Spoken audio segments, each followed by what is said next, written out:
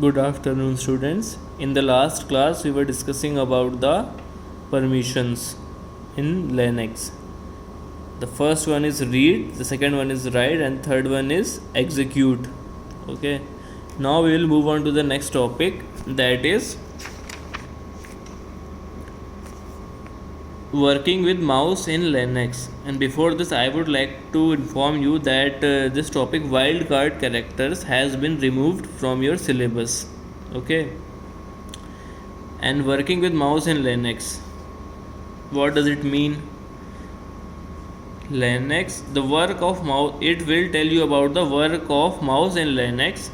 It is the same as Windows, as iOS and other platforms. Clicking, double clicking, right clicking, and drag, you all are familiar with these functions. Everyone must be using mouse. Okay, so we will move on to the next chapter, that is Linux commands. Before this, I would like to tell you that the whole of Linux is based on commands. There are thousands of commands in Linux. Okay, and here are some list of commonly used commands. The first one is cd. Cd means changing the directory. Changing the directory means, suppose you are in some directory that has a name A, and you want to move the directory, or you want to switch the directory from A to B, then you will use this command. Okay. The second one is chmod. This command is used to change the permissions. As you have studied in the last chapter, permissions, read, write, and execute. If you want to change the permissions of your files, like you want someone to access that file with the permission read or write or execute, then you will use this command along with your file name. Okay. The third one is pwd. What does it mean? This command will this command will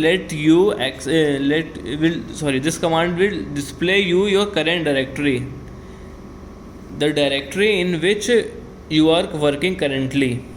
Okay. And here you can see this word echo. What does it mean, echo? It is also a command.